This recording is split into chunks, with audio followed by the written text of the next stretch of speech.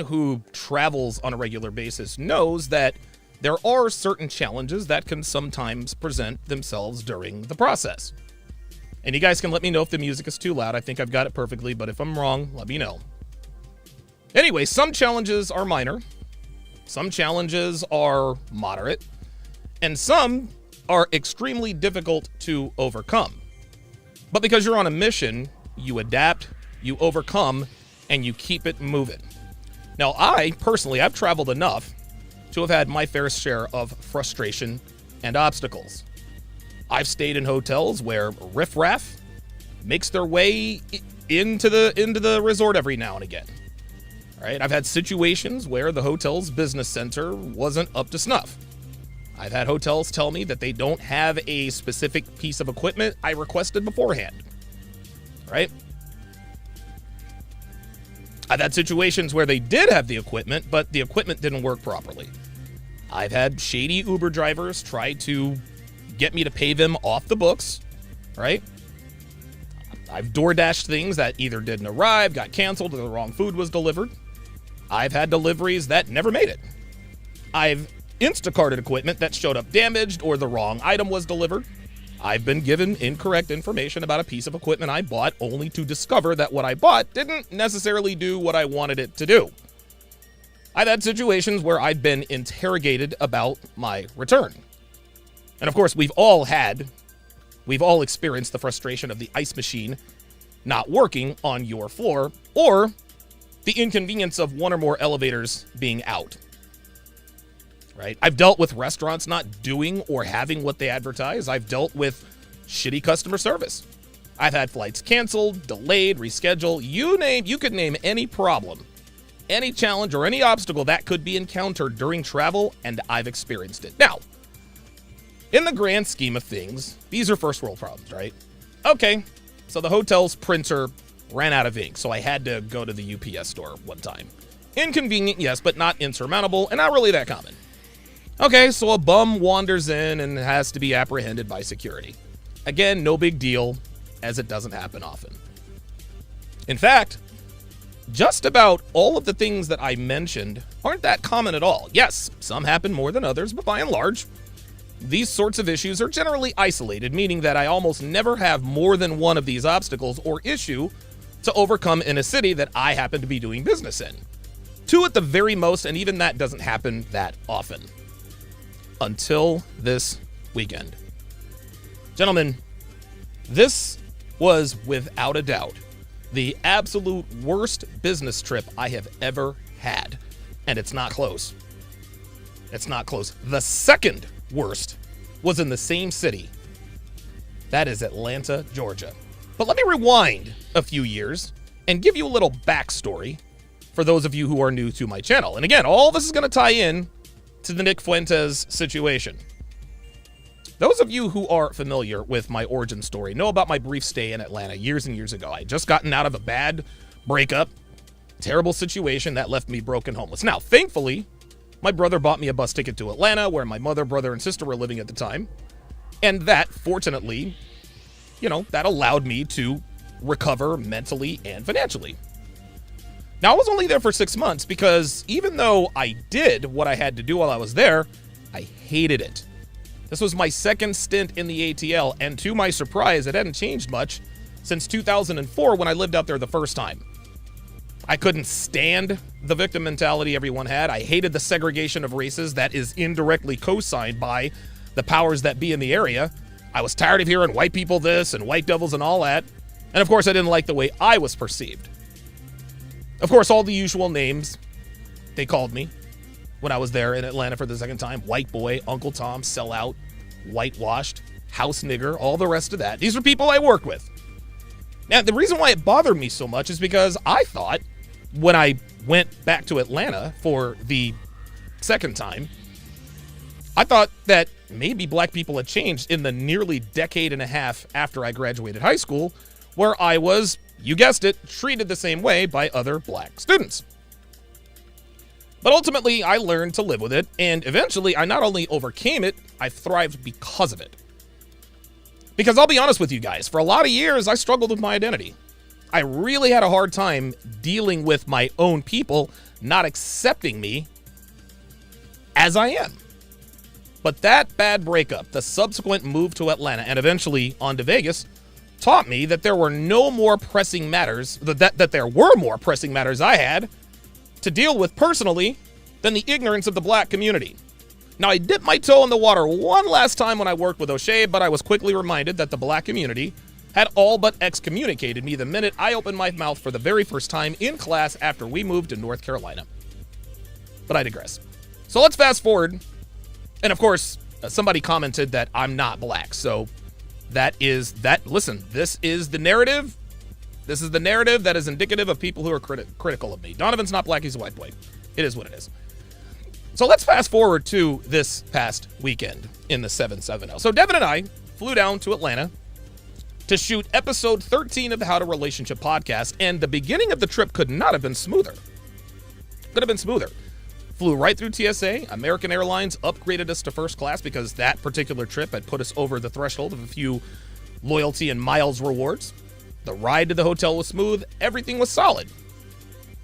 We stayed in Buckhead, which last time I was there was awesome. Great diversity of people.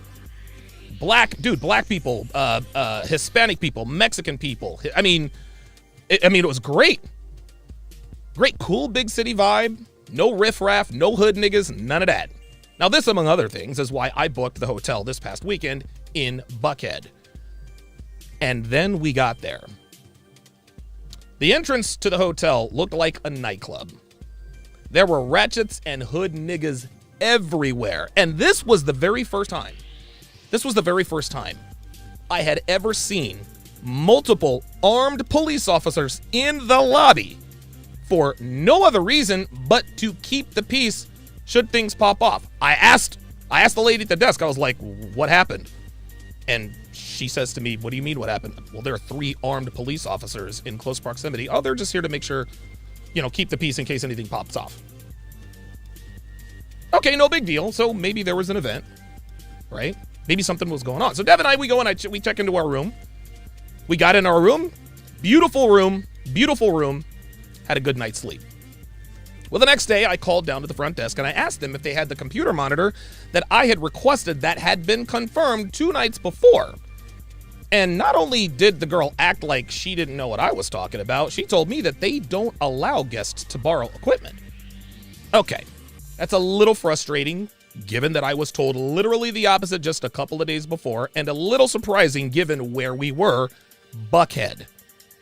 Right? Again, we're in Buckhead, the Beverly Hills of Atlanta.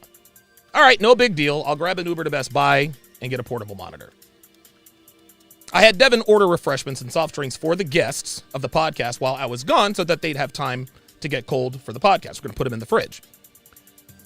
Now, on BestBuy.com, they had maybe 5 or 6 options that I was interested in. But when I got to the store, they told me that they didn't have any of them in stock. Even when I showed them on my phone, they told me the website was wrong. So now I'm starting to get a little frustrated, but thankfully they did have one model in stock. So I picked it up and I asked the girl, is this compatible with Mac? She looks up from her phone and says, yeah. I said, are you sure? It doesn't say that on the box. She keeps an eye on her phone and with an attitude says it's compatible with Mac. Okay, fine. She works there. She would know, right? She would know, okay, hey, no problem. No problem. All right, maybe I don't know, who knows? Maybe she's going through it with her baby daddy, whatever the case may be. She had some dude's name tattooed on her neck. I don't know. So maybe she did know what was going on. Well, I get back to the hotel room, fire it up, and nothing. It did not work. Every time I turned it on, it would show the logo on the screen, then disappear. Now, I thought I was doing something wrong, so I reread the instructions.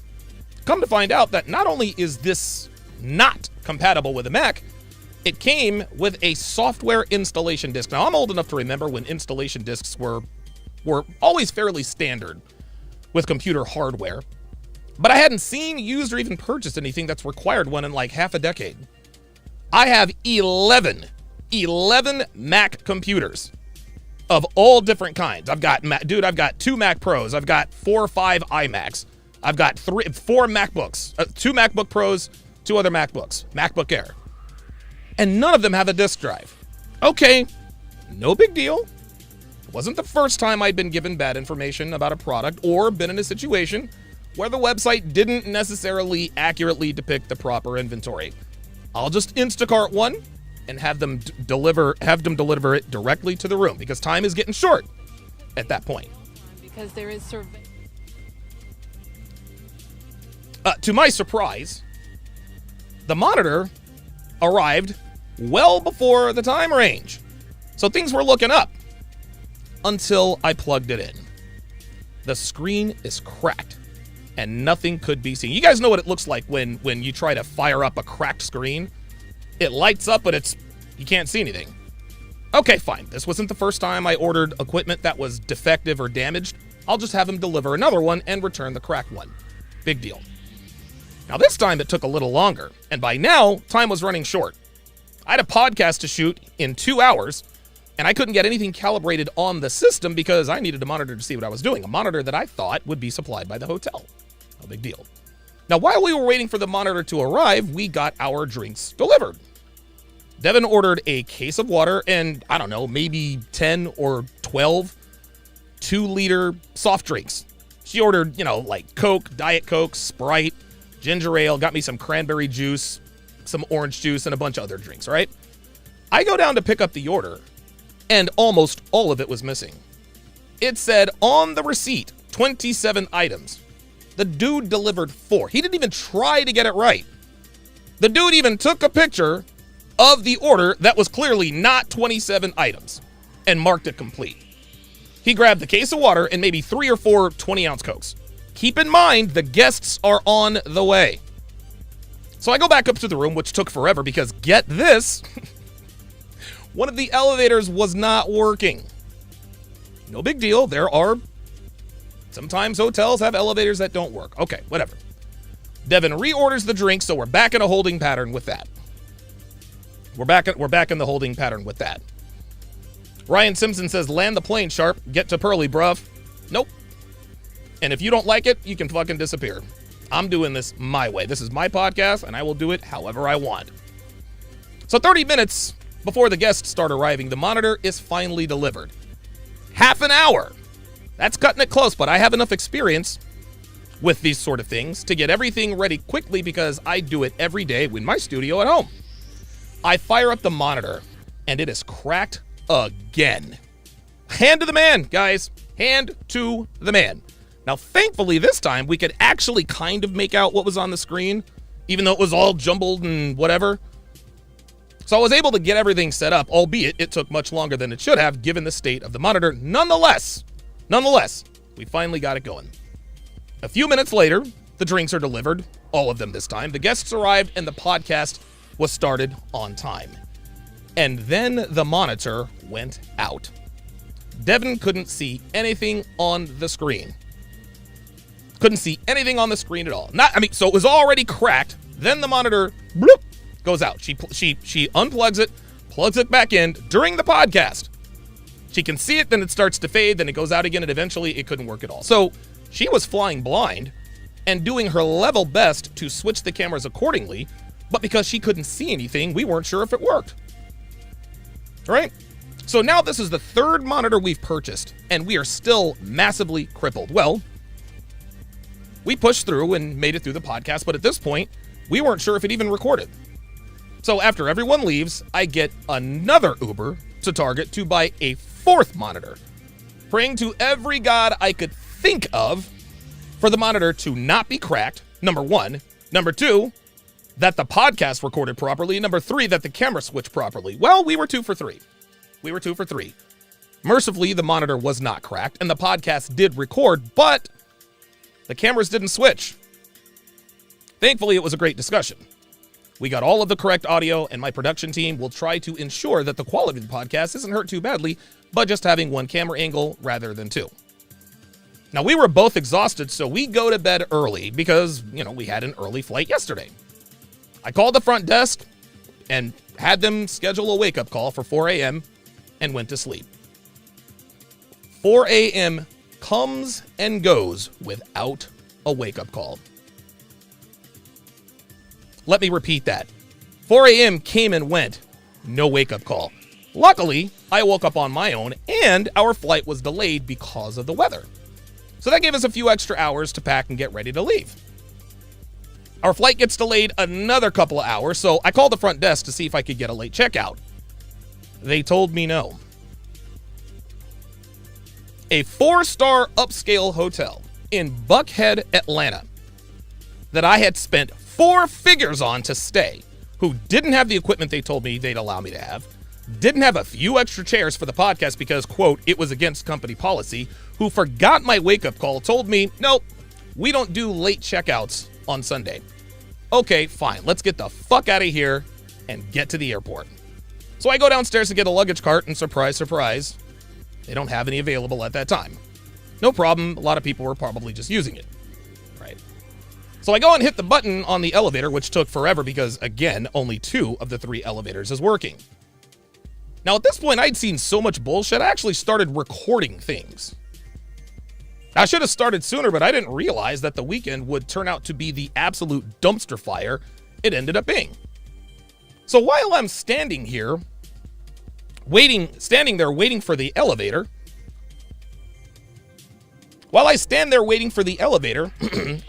I hear people screaming outside, and I see 3 or 4 officers wrestling a dude to the ground. 4-star hotel, Buckhead, Atlanta, dude to the ground. This is a video of him in the aftermath. They finally subdued him and sat him down near the hall, near the entrance. This all happened right in front of me on the other side of the glass, as you guys can see on your screen. Absolutely ridiculous.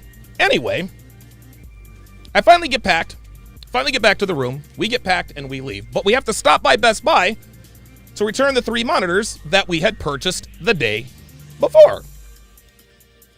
We get there and we start explaining what had happened with the monitors. And they immediately started questioning us about the validity of our claims. We told them that both monitors were cracked. Even though they pulled them out and saw the cracks, they said they had to get a manager to come over and approve the return. Now, by this time, I'm pissed. The city of Atlanta did its level best to sabotage my podcast, and here we are being quizzed on when we bought the monitors, how they were cracked. I said, guys, our Uber is waiting. We need to speed this up. So the manager, who was braiding another girl's hair at the time, again, you can't make this up, finally comes over, examines everything, and finally approves the return. We get to the airport. Yeah, I had to document this stuff. So we get to the airport. And again, Devin and I are flying first class, and there are different lines for first class. If you fly first class, you get priority assistance. Well, now we're being held up by this knucklehead. Does this dude look like somebody? Does this dude look like he is somebody who flies in first class? Let me just broaden this for you guys. This is absolutely unbelievable. Take a look at this dude.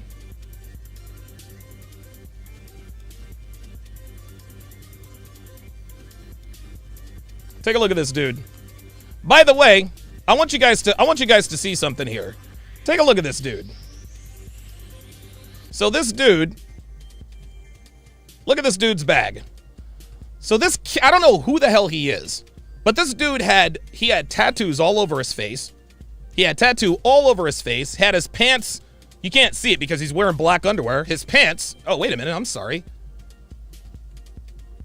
Oh, my fault. Yeah, you can't see, yeah. You can see his underwear. His underwear are black, so you can't see that his pants are halfway down his you-know-what. Right? Let me move this up a little bit. There we go. That's much better. This is the guy, and he's sitting here arguing with the lady about his flight. Dude didn't have a ticket. But take a look at what he has to bring on the plane. It's a ripped paper bag. A ripped paper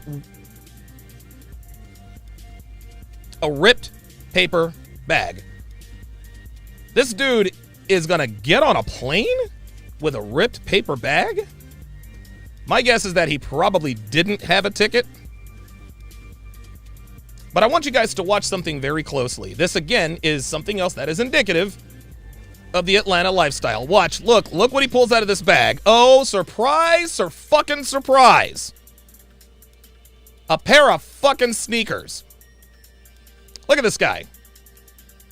Can't leave his Jordans behind. Can't leave his J's behind. He can't pack his Jordans. Can't pack his Jordans in a suitcase. You guys see this? You always bring your valuables with you on the plane. This guy values Jordans. And oh, by the way, when we were checking out, people were actually using luggage carts and had multiple pairs of Jordans on the luggage cart. Multiple pairs of Jordans on the luggage cart in shoe boxes. You're going to bring, this guy had 6 or 7 pairs of Jordans. I should have got that on video. This guy had 6 or 7 pairs of Jordans on a luggage cart. There it is, sneakers. And as you, oh, there you go. You guys can see right there, this dude's got tattoos on his face. This is what we're dealing with. This is what we are dealing with in Atlanta. Luckily, our flight is delayed again. Our flight is delayed one more time. And, okay, no problem. Let's go get something to eat. The first restaurant we stopped at was actually open. But when we sat down to eat, the lady said, I'm open for drinks, not food. I said, but your kitchen staff is right there, and there's a menu right in front of us. She says again, I'm open for drinks, not food. Okay, fine. We'll go grab a couple of slices of pepperoni pizza, and then this happens. Watch the screen very closely. Watch the screen and listen to this exchange. You want stromboli instead? There's no pepperoni pizza? This is what we have right here. Yeah. Okay. All right. You see? Why is this nigga giving me attitude? Like, really? Why is this giving me... Look. This nigga's acting like... And again, look at this menu. The menu's got all this stuff up here. That is all they have. It's the middle of the fucking day. It's the middle of the fucking day. And this guy gets an attitude with me for asking him about... Look, watch how he says this. You want stromboli instead? There's no pepperoni pizza? This is what we have right here. Yeah. Okay. All right. See? Look. Had the fucking attitude. Like, bruh, that's your job. That's your job, fam. That is your job. It's not my fault you work at a pizza joint at the fucking airport. Unbelievable. After that exchange, guys, I was so pissed off. I had to sit down to gather myself. Everything that we had attempted to do or get done was made difficult in some way, shape, or form, and I just had it. So after a few minutes, we ended up at Ludacris's Chicken and Beer and had the best service at a restaurant we'd ever had in that city. The waitress, black girl with short hair, with short blonde hair. She was pleasant, she was prompt, and she was quite funny. It was a breath of fresh air. But sitting at that table, eating some of the best fried chicken I've ever had, I finally realized that the city of Atlanta represents the very fabric of black culture and why black people are their own worst enemy. I'd wondered to myself, why on earth was everything like pulling teeth? Why was getting anything done like pulling teeth? A few years back, Devin and I stayed at the Ramada, and we needed plasticware for our food. I left the room, but then I came back and grabbed a few dollars.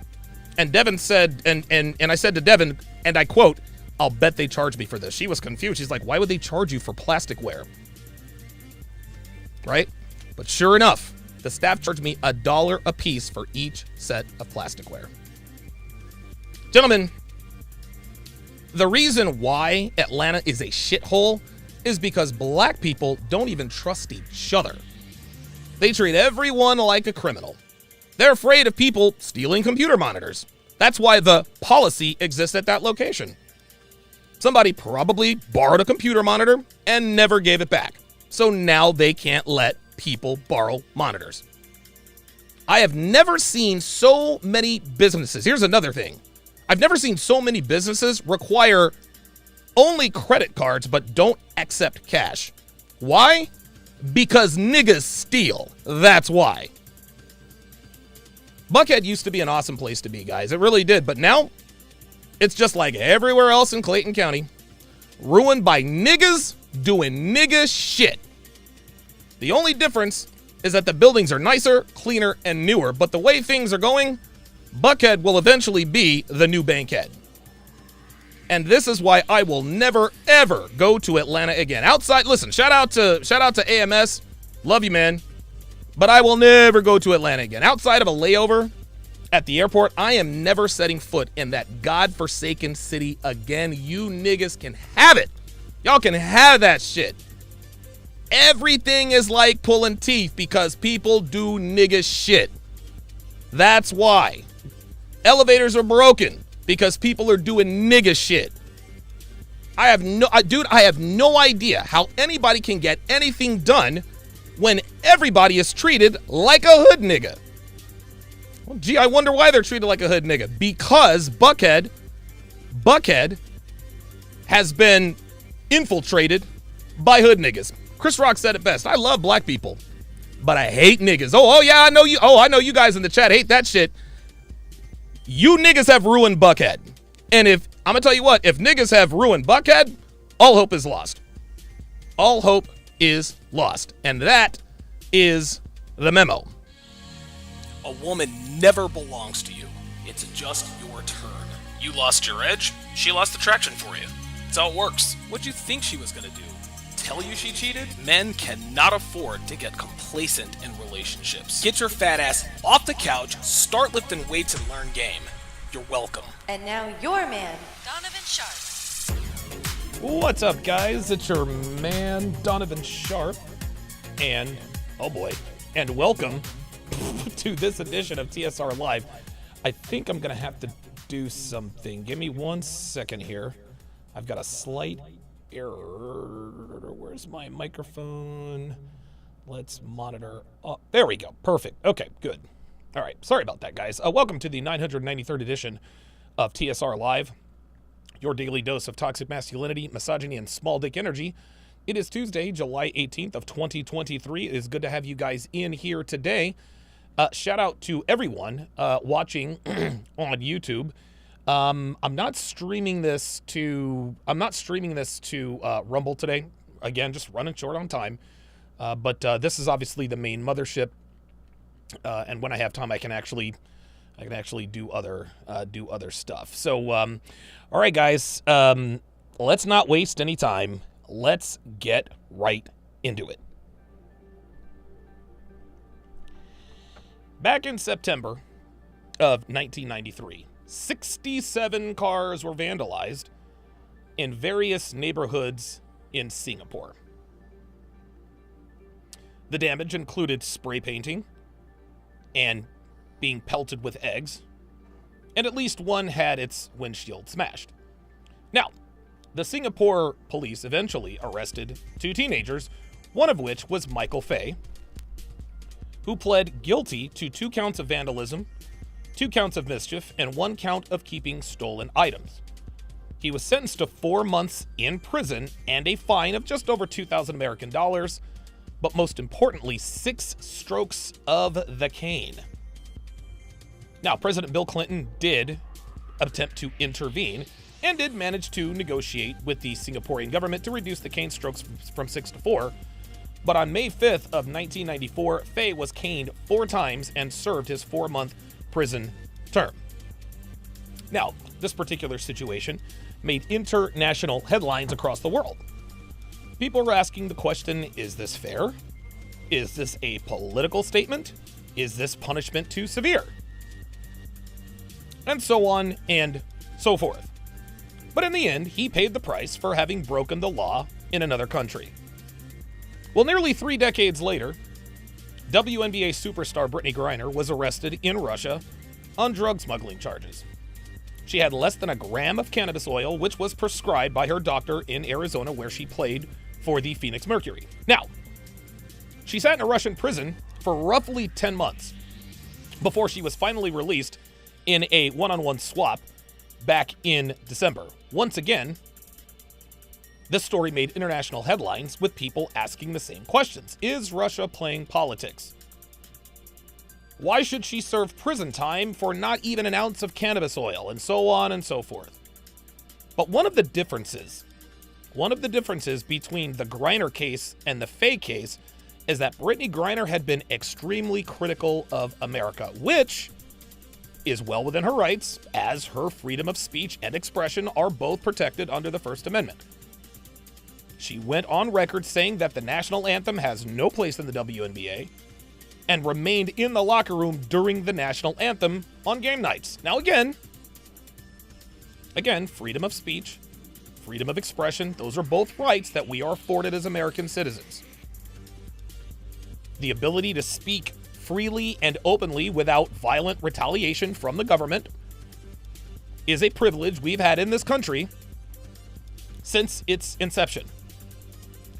But freedom of speech and expression doesn't mean freedom from consequences. Now, predictably, conservative pundits have been critical of Griner's political stances and pointed to these stances when she and her wife reached out to President Joe Biden to intervene. The narrative around that was, you talk trash about how terrible America is, you don't stand for the national anthem, and you complain about how oppressed you are, even though you're a professional athlete living in the greatest and most prosperous country in the world. And now you want the country you have trashed in the media, on TV, and in public to come and bail you out? I was 673% on board with this sentiment. And I'll be the first to tell you guys. I'll be the first to tell you, man. I know America certainly has its issues, right? We got our issues, man. Listen, man, men being marginalized in just about every way comes to mind immediately. We're dealing with the constant scourge of feminism. The nuclear family is becoming an endangered species. And our values appear to be ass backwards. But all of that said, I'm still proud to be an American, guys. Again, I know this country leaves a lot to be desired. But I am probably not living the life I live if I'm born in another country. I know MLD totally disagrees with me, but that's the way I feel. So when Brittany Griner was taken into custody, I was among those who said, good. Maybe sitting in jail will teach her how blessed she is to have been born in and living in America. And guess what? That's exactly what happened. Miss Griner has stood for the national anthem before every game since her incarceration. She later said in an interview, she said, quote, what I went through and everything, it means a little more to me now. So I really want to be able to stand. Then she continued and said, quote, I appreciate everything a little more. Now, I didn't want Brittany Griner to sit in prison for 9-10 years, guys. Yeah, I was pissed at her for trashing our country, but, look, man, like, my human side, I did feel for her. I'm glad this happened to her, and I'm glad that she got to realize just how lucky she is to be an American, but I am happy that she was able to be negotiated to come home. I may disagree with her lifestyle, I may disagree with her political stances, but listen, man, Brittany Griner's an American, right? And Americans, we're kind of like family. We might not always like each other, we talk trash about each other, but in times of crisis, we tend to stick together. At least that's the way I feel about it, right? I didn't want Brittany to sit in prison for 9-10 years. That wouldn't have been cool. That wouldn't have been cool at all. I think the time she spent in there was the perfect amount of time. Now, the Griner and Faye stories certainly had their similarities, right? American breaks the law in another country, check. The story makes international headlines, check. The American media questioning the laws and policies and politics in other countries, check. But gentlemen, Americans are starting to wake up a little bit. During the Michael Faye fiasco, most Americans seemed to be on board with the sentence. As far as Americans were concerned, Faye was just another entitled, spoiled American brat who broke the law and thought he would get off scot-free because of his citizenship. Yeah, there were a few dissenters here and there, but by and large, most of America were mostly on board with Singapore's punishment and treatment of Faye.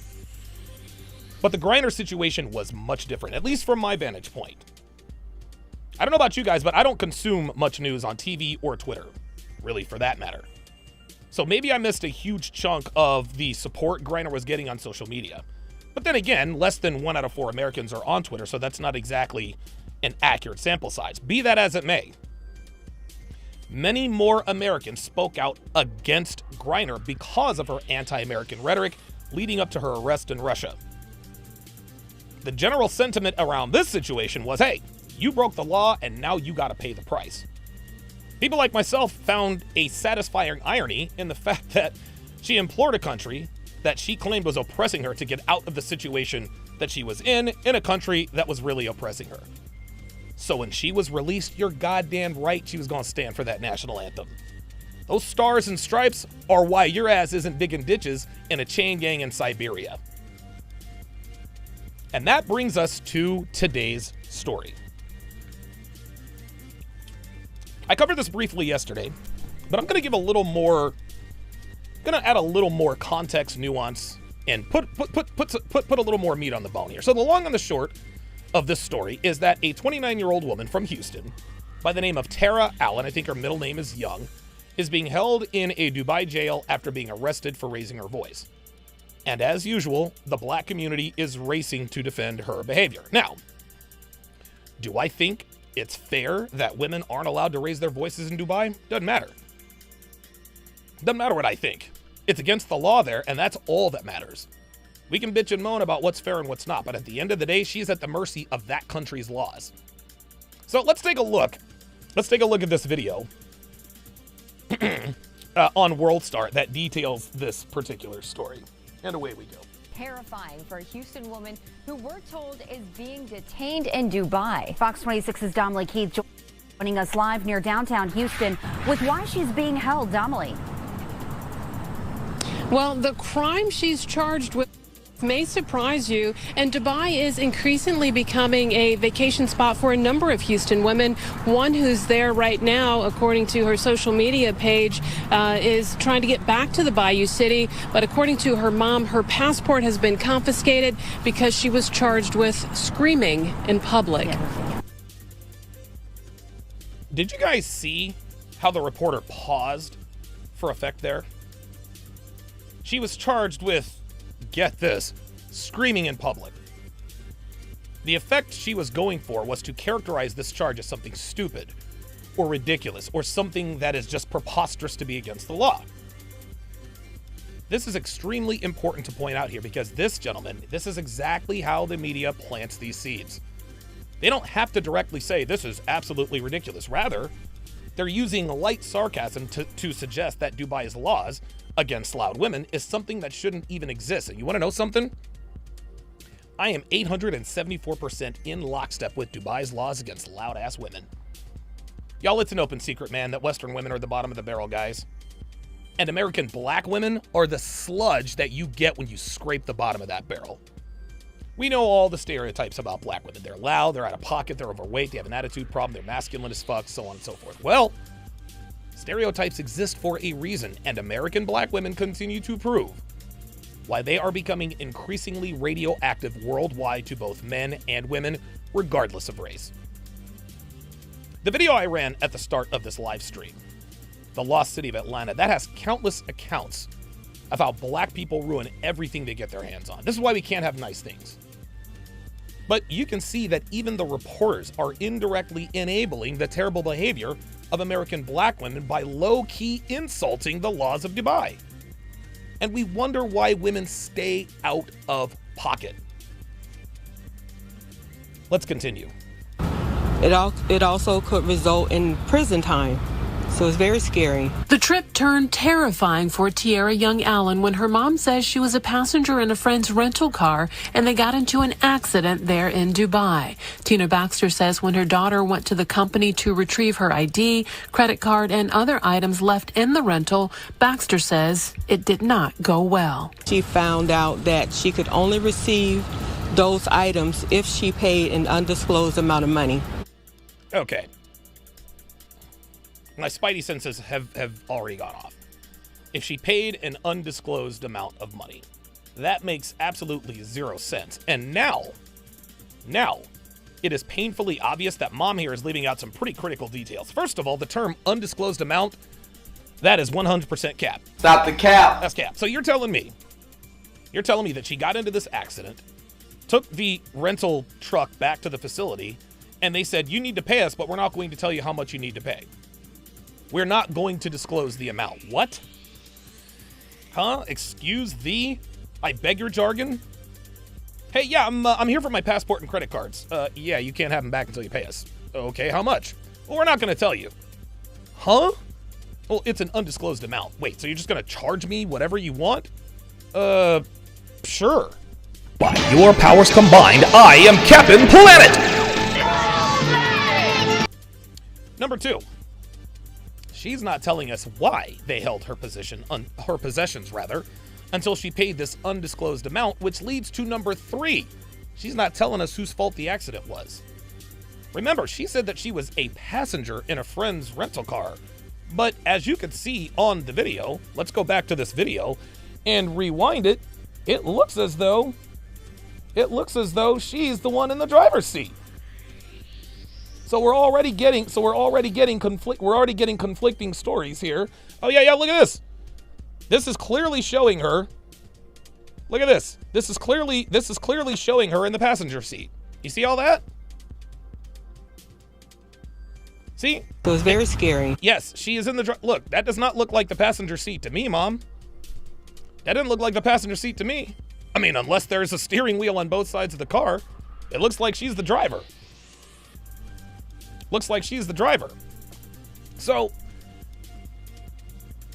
if it was her friend's rental car, as she says it is, then why did they require her to pay the fee? If it was her friend's rental car, why are they holding her responsible? Why did they require her to pay? Perhaps it was her daughter driving her own rental truck, which is why maybe they're holding her possessions as collateral. And the reason Mom isn't being forthcoming about the details of the accident is because the accident is likely her daughter's fault. Because if it wasn't, my guess, and I'm just speculating here, my guess is that she probably wouldn't have had to pay this undisclosed amount to get her passport and credit cards back, because the company's insurance likely would have covered the repairs. Number 4, and again, this is all speculation, but this is an educational speculation.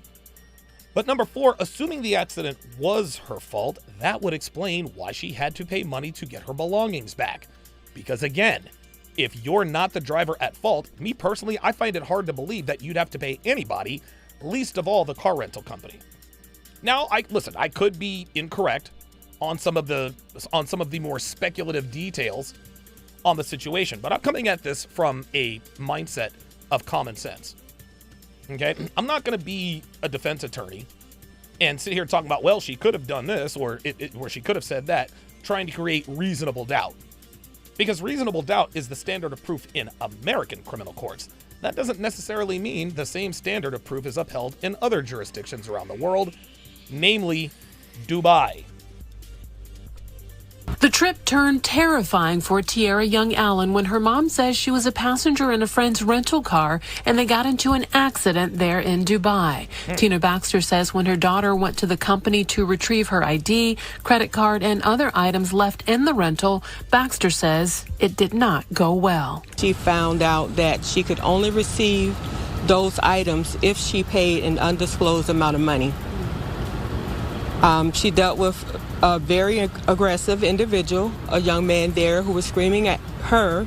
Baxter says her 29-year-old daughter ultimately yelled back at the rental car agent, she says, resulting in her being charged for screaming there in Dubai. Now I know Mama's lying. Now I know she's lying. Riddle me this, Batman. In what universe would an American black woman allow someone to yell at her and not respond immediately? I'll wait.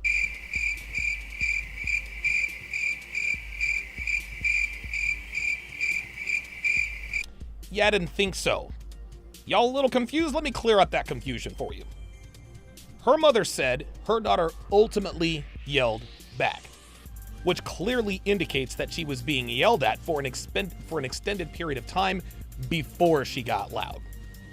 So you mean to tell me that a 29-year-old black woman from Houston, Texas, with green hair, a prison tattoo around her belly button, just stood there and didn't respond to a man who was raising his voice at her? By your powers combined, I am Captain Planet! Nah, fam, that ain't what happened. That's not what happened, not even close. Yo, check this out. This bitch started yelling first. And the reasons why we know she yelled first is, number one, she's an American black woman, and that's just what American black women do. Number two, said her mother ultimately yelled back, which we all know is 1,671% cap. Fuck out of here with that. And look, y'all, I'm not going to pretend I know exactly what happened because I wasn't there. But I know what didn't. And it's exactly what just came out of this woman's mouth. My daughter ultimately yelled back. Bitch, you think we stupid over here? Come on, man. And so she is in jail for one reason and one reason alone. She raised her voice. In that country, a female is not even allowed to raise her voice. If she raises her voice, it's punishable by jail time. Oh, okay. All right. Okay. So now wannabe Farrakhan X is on the job. Now Farrakhan X is coming to the rescue. Now he's shitting on Dubai laws.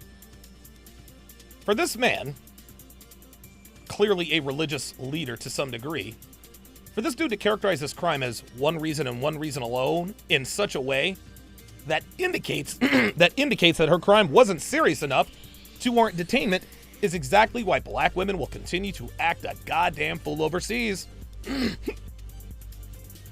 All these niggas out here stay justifying this ridiculous behavior. You see, gentlemen, this is one of many reasons why we tell women to be feminine. You see, feminine, as it happens, opens infinitely more doors for a woman than being aggressive ever will. Imagine that. Why black women haven't figured this out, I will never know. But I do know this. Farrakhan X, if you've got a problem with women raising their voices and getting arrested for it, then you've got one of two options. You can tell black women to stay the fuck out of Dubai, or number two, tell black women to shut the fuck up and respect male authority. Look, man, they don't play over in the UAE, bruh. Just because you have an American passport doesn't mean you're above the law there. They're going to make an example out of this woman, and I feel not one bit of sympathy for her. And there she is driving that truck again. It's been very emotional. There are some days I stay up all night crying. Oh, boo fucking who. Boo hoo. Sweetheart, that's your own fault. That's your own fault. Your failure as a mother to teach your daughter to respect herself and male authority figures is the reason why your kid is in a Dubai jail right now. All that crying ain't gonna change the situation. You should have addressed this when she was a child. That way, you wouldn't have to worry about your kid showing her ass in another country and making a fool of herself. Have a strict law system that is really based on theocracy. You can get all, this woman can get all emotional all she wants to. She can get all emotional all she wants to. You failed your kid, and that's what's really keeping you up at night. You need to deal with that. Let's continue. This website warns, quote, laws. Wait a minute. Let's go back, because that was an important thing he just said there. Some days I stay up all night crying. They have a strict law system that is really based on theocracy. Oh. Based on theocracy. Well, the definition of theocracy is a system of government in which the leaders rule in the name of God or a god. In other words, their laws are based on religion. So why now does Farrakhan X have a problem with theocracy? And listen, I don't care if you're a Christian or Muslim. Both religions basically endorse living a good life, doing right by others, family, and prayer. So why is theocracy now all of a sudden a problem now? This is the typical mindset of the American black community, and it's very similar to feminism when you really think about it. Feminism claims it's about equality, but it's not. No, feminism is about leverage that benefits women at the expense of men. Feminists love to bitch and moan about dudes not paying for the date or not opening the door. But as soon as a dude actually does these things, now he's being oppressive. Now he's being patronizing. You can't have it both ways. Well, the same goes with the black community. You can't be all praise God and this and that and then complain about theocratic laws in another country. You either respect a country's religion, laws, and policies, or you do not. And it's obvious that they do not, because this clown actually thought she could raise her voice and get away with it like she does stateside. You can't claim that she's a child of God, but then complain about a country's religious roots in their lawmaking processes. Pick a lane. You're either a hood rat or you're a Christian, but you cannot be both. At least not in Dubai, because otherwise you're going to end up in jail. Let's continue. This website warns, quote, laws and customs are very different, so be aware of your actions to ensure they don't offend while in United Arab Emirates. Ah, there it is, guys. There it is. The bitch ignored a very important piece of information, and it's cost her. And it's not even that long, guys. It's a short paragraph. Would have taken her 10 seconds to read. Now, whether or not she actually read this is another story in and of itself. If she did read it, that means that she was aware and just didn't care. If she didn't read it, then that's just her fault for not knowing and understanding the customs and laws of another country. All she had to do was take a few seconds out of her life to read this and take heed. And she's back in Houston telling everyone about her trip. But because the black community wants to make excuses and say, well, she didn't know, this behavior is not going to stop. Now, after Baxter says her daughter was charged with screaming in Dubai, her passport has been taken, and the American social media influencer who works as a truck driver can't leave the UAE, according to her mom. Oh, well. And her mom says she's been placed under a travel ban pending the outcome of the investigation. It's very frightening. The longer she's been there, the more reality has started to kick in. In our opinion, she did not commit a crime. Don't punish women for doing the same thing a man can do in Dubai. It's not fair and it's not right. Oh. In our opinion, she did not commit a crime. Guess what, Farrakhan X? Guess what? Your opinion doesn't matter. Dubai doesn't give a shit about your opinion on their laws, brother. The Dubai legal system isn't going to say, well, she did commit a crime, but, Farrakhan X here says she didn't commit a crime in his opinion, so I guess we'll just let her go. Nope. That's not how it works. That's not how it works. When you are in another country, you are subject to their laws, customs, and policies, just like foreigners are subject to ours when they visit the United States. If owning a goldfish gets you life in prison in Dubai, then don't bring a goldfish to Dubai. You can think that law is as ridiculous as it sounds, but you have to respect their laws, which don't factor in your opinion on their laws. It's not fair and it's not right. And you think it's not fair, so? Bruh, again, this ain't America we're talking about here. This is the UAE. And like I said before, they don't fuck around over there. They don't tolerate disrespectful females. They don't deal with strong and independent women. They don't fuck around with opinionated women. They ain't trying to deal with y'all over there, man. Ain't nobody trying to handle y'all. Black women act a goddamn fool everywhere they go and expect not only to be catered to, but expect to be given preferential treatment when breaking the law? What? Look, man, in the end, American black women, they're going to learn one way or the other. They're going to learn one way or the other that their behavior will not be tolerated. Hell, dude, even the brightest and best black men have already started the mass exodus. Okay, yeah, something like 94% of black men are in relationships with black women, but that 6% are the top 6%. The 6% that aren't are the top 6%. And now the world is beginning to acknowledge the fuckery black women bring. Take a look and listen. Guys, this is the reason why men don't want to date black women. If you're watching this and you're a black woman, listen carefully, okay? It's not racism. I'm not racist. My friends aren't racist. I'm speaking for all men. They're not racist, right? It's nothing to do with racism. It's to do with being masculine and aggressive. No guy wants to date a woman who's so masculine and aggressive. The average woman, the black American woman, is 180 pounds. Man's coming like Israel Adesanya, middleweight UFC champion. I don't want to date Israel Adesanya. 180 pounds. That's average. That's crazy, meaning more than half of the black American women are above 180. They're coming like Brock Lesnar.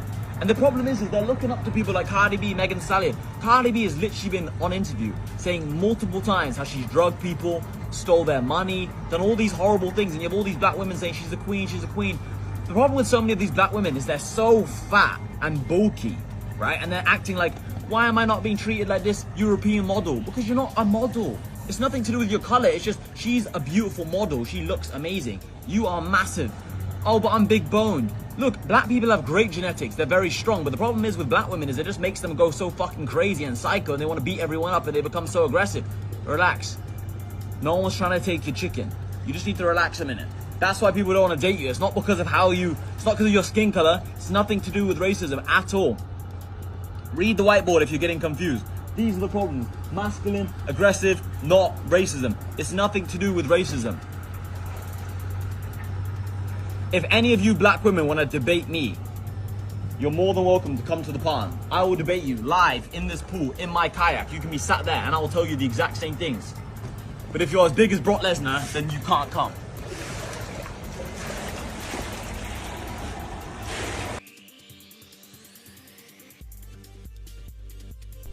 And then he proceeds to flip everybody off. Guys, look, man, I don't know what it's going to take to cause black women to self-reflect and say, you know what? Maybe we're doing this wrong. Maybe we do have an attitude problem. Maybe we are larger than we need to be. But we all know that's never going to happen. We all know that's never going to happen, man. And that is the memo. Thank you guys very, very much for being in today. Luke Red Pill Perry with the... he's been a supporter for 2 months. Says, we need more RP shows like this. Thanks for all you do. Appreciate that. Roadblock 85 with the $10 super chat says, Donovan is writing gentrification horror flicks. Niggas have ruined Buckhead. Yeah, right? I swear to God, man. I swear to God. Like, that was, oh my God. That was the worst. That was absolutely the worst trip. All right, guys. So what's going to happen now is I'm going to open up the phone lines. I'm going to open up the phone lines. I've got 379 of you in here watching. I'm going to do a quick commercial break. I'm going to open up the phone lines. And I want those who disagree with my sentiment here. If you disagree with what I've said, anything I've said, if you want to come on and call me a coon, Uncle Tom, whatever, want to call me a fraud, that's perfectly fine. But, you know, do it nicely. Try to do it nicely. And, yeah, don't overtalk me. Don't overtalk me. We're back in a few, guys. Understanding women and increasing your dating success starts with Donovan Sharpe's massive collection of award-winning books and courses. Get off to a fast start and jumpstart your masculine renaissance with the 49 Laws of Sharpe. The 49 Laws of Sharpe is the perfect quick start guide for any man new to this community looking for the answers that keep them up at night after a bad experience with a woman. So many men ask themselves, why did she cheat? How did I not see this coming? Why did I miss the signs? And how can I avoid this in the future? The 49 Laws of Sharpe will answer these questions and many more. This will give you a rock-solid foundation upon which to build, develop, and cultivate your newfound identity, and put you miles ahead of your competition. Most men have never had access to this valuable information, let alone understand and apply it. But the 49 Laws of Sharpe will give you an unfair advantage over men and women. This treasure trove of valuable knowledge is available in audio, video, ebook, and paperback. Next, supplement your newly acquired foundational knowledge, supercharge your dating life with Donovan's 25-hour course, How to Master the Game. How to Master the Game will teach you the ins and outs of the player life, overcoming approach anxiety, identifying women who you want to approach, text game, first date principles and logistics, avoiding the friend zone, and so much more will be covered extensively. Also included are the bonus podcasts that will cover how to dress, Tinder game, and much more. Put simply, How to Master the Game will turn you into a stone-cold assassin with the ladies. Available in video and audio format. If you're not the kind of guy who wants to live the bachelor life, or you've had your fill of the player life and are looking for something a little more fulfilling, How to Build a Quality Woman from the Ground Up is a must. Donovan's 5-part, 7-hour audio course will show you step-by-step how to find, cultivate, and sustain a solid, healthy relationship. Everything from selecting the right woman, to coaching and correction, to what to do between the sheets. How to Build a Quality Woman from the Ground Up will guide you through the entire process of building the kind of woman you want and need. The strategies and techniques in this course are exactly what Donovan does in his own relationship to this day. And he is living proof that women can be beneficial to men provided they have the right instruction. And finally, the ultimate weapon all men are looking for in terms of being able to read and understand women, Donovan Sharpe's revolutionary, one-of-a-kind course that has been called the cheat code, Womanese. Womanese is the first and only course of its kind that gives men the raw and honest truth about what women really mean when they communicate verbally. Womanese translates female communication with shocking accuracy and has changed the dating lives and relationships of men the world over. So many men have avoided disaster because of the preciseness and sheer volume of material in this course, which contains over 600 translations. How cool would it be to be able to see through a woman's BS and act accordingly right then and there, rather than getting blindsided when it's too late? What would it be like to have the ability to read a woman like a book based only on what she says? These abilities will be at your disposal with Womanese. Women won't be able to lie to you, cheat on you, deceive you, or take advantage of you. The time and money you'll save pays for the course almost immediately. Womanese is available in video, audio, ebook, and paperback format, and can be purchased one volume at a time or all at once. Men in his community often state that the best investment a man can make is in himself. Donovan's extensive educational materials will take your life to the next level. And the only place you can get this life-changing knowledge is tsracademy.com. Link in description. Always trying to say I shouldn't be with that chick. The real reason why is cause you want that bitch, but you ain't never been her type. Said you always wanna hate, guess I'm doing something right. You're telling me I'm broke, dude, what's new? Having money never gonna lay you. On top of that, all these gold diggers gonna take you and break you. Monetarily rape you. Oh, they love it when I talk my shit. It's why these simp dudes stay policing my dick. Thank you guys very, very much for sticking around. So the phone lines are open. I'll probably keep them open for just a few minutes because I'm not going to stick around and man the phone lines directly following this podcast. I will be continuing my breakdown of Married at First Sight, along with reacting to videos that have to do with equal rights and lefts, to put it plainly.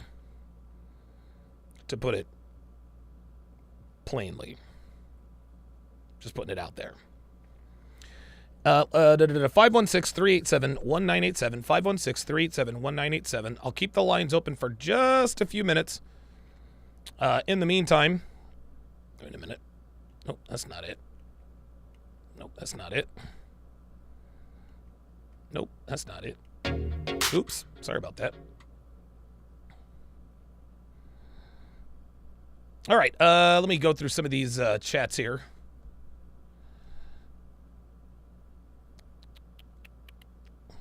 G. Lee. Actually, missed start a little bit.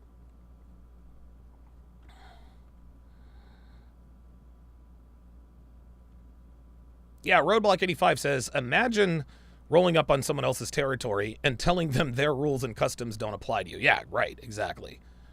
Exactly. G. Lee says, as a veteran, I was disgusted by her statements and even more so by the trade for the Merchant of Death. Yeah.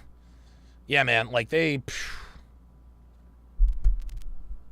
was not an equal exchange. It just wasn't. G. Lee says she should have gotten life. Nah, I don't think so. I think that's a little harsh. Yeah, Mike Steele says the left of course the left defender. Right. Yeah. Of course. Nasty Nab says, nah, she learned her lesson in Malaysia. She'd get death. Yeah. Yep. You know it. King Life says, I bet she's the only woman locked up right now in Dubai. Yeah, she probably is. Black women are the... Dude, I swear to God, black women are the only... American black women are the only race of women who just don't give a damn. God almighty. Boy, they got it bad, man. They really do. Ice Dragon Kid says the fee was probably a shit ton and she popped off. Yeah, probably was. Probably was. Ice Dragon Kid also says if it was her friends and she wrecked the rental coverage and she wrecked it, the rental coverage wouldn't cover it and she had to pay it in full. Maybe. That might be the reason.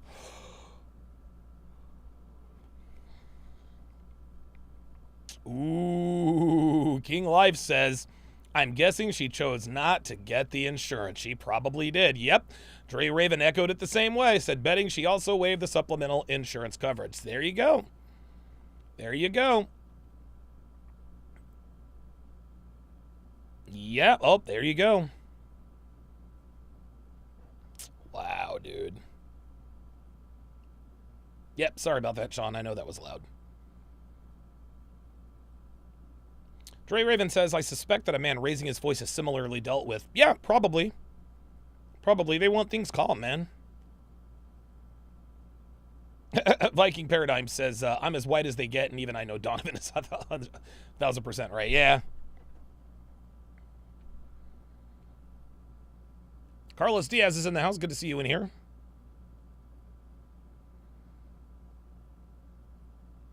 T-Law says a truck driver wearing a dress is that common. Yeah, apparently she's an influencer. She's a truck driver / influencer. I don't know how that works, but hey, it is what it is.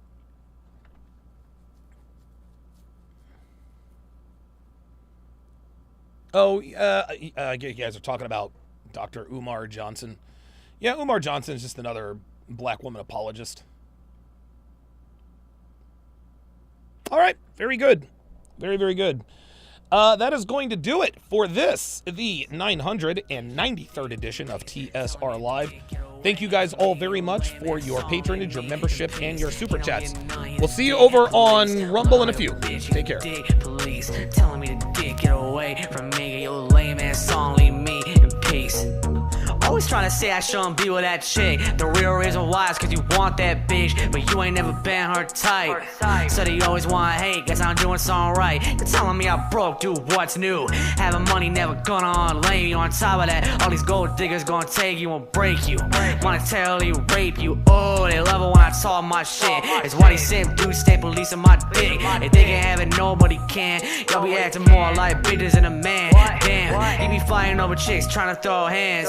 They don't even know they going outside. Yeah, how Lord now ready to attack. The thirst is real with this one, goddamn. He don't get none, he the dick police. Looking like a bitch, he the dick police. Telling me to dick, get away from me. Your lame ass song, leave me in peace. He don't get none, he the dick police.